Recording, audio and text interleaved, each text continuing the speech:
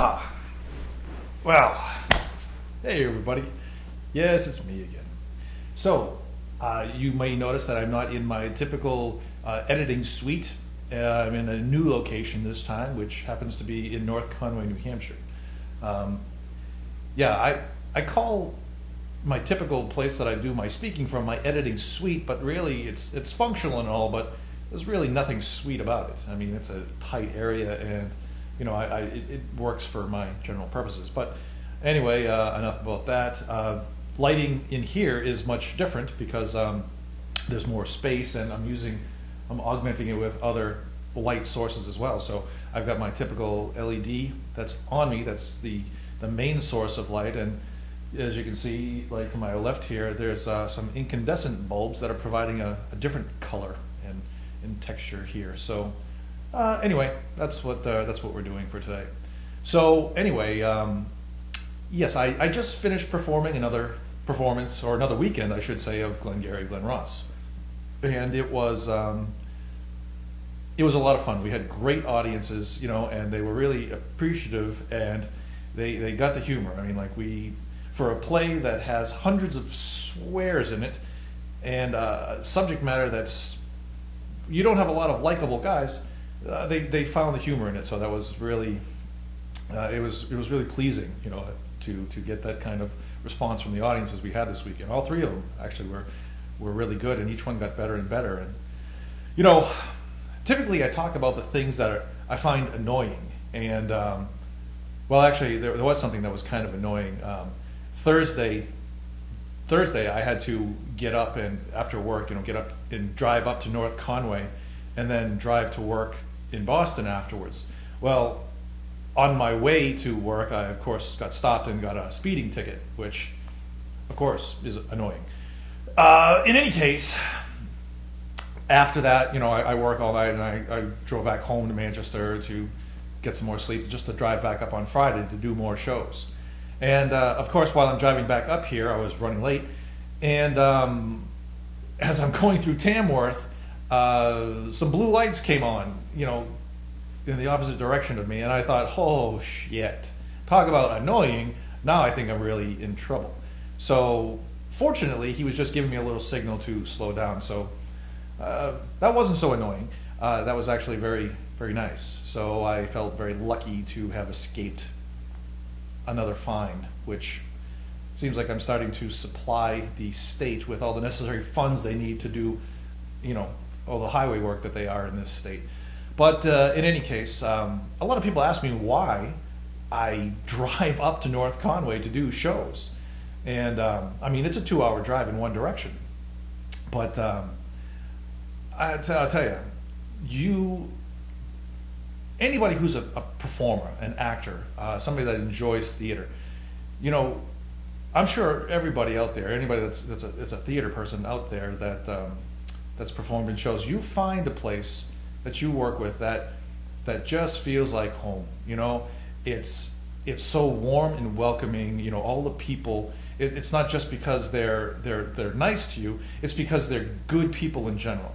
You know, and then on top of that, this place chooses great productions, meaty, gritty productions that you don't see everywhere. You know, it's rare for a company to take a chance on these plays that are not widely known as big audience draws. And for that, and to perform with a bunch of actors that are at the top of the class when it comes to acting in general. You don't have the kind of personality. I mean, every actor has, you know, personalities, and it's different everywhere. But for me, this group with these actors, these top-notch actors and production people and directors, this is home. This is home for me. Home away from home, I will say. And you won't get a much better situation than what I found up here, and that's what makes it worth the 2-hour drive. And you know, in 2 hours, I mean, I get to, you know, go over my lines and kind of think about my character for 2 hours before I ever arrive to the facility for, you know, for rehearsals. So I'm very well prepared when I get there. So I mean, I'm able to do a lot more with my character and performances when I do a show up here, and being away from from the city where I live. It's there's such a separation of myself, you know, from my daily tasks, and I think it helps. I think it helps a lot, and I mean it just goes into the reasons why I love doing shows up here. And a prime example is tonight, when after the show, the director had everybody over to his house, you know, and there was alcohol, and which is where I am now.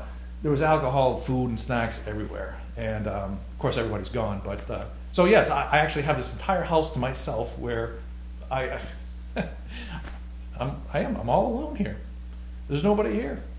But anyway, it's a beautiful house too. Besides that, but everybody getting together and shooting the shit and talking, and just the kind of conversations, and you know, I'm just looking at my director, who's this Irish guy, and he's an older Irish guy, and everything about him is just fun and funny. I mean, he's playing Irish music over here, and he's explaining it to us, you know, like the significance of it, the lyrics, and what it means to him, and he's just sitting there, and he's strumming the guitar because he's a musician. I may have told you in an earlier video, and he's talking about the chords and he's the words, and he's loving it. He's drunk, but I mean, the guy is, you can't help but love a guy like this.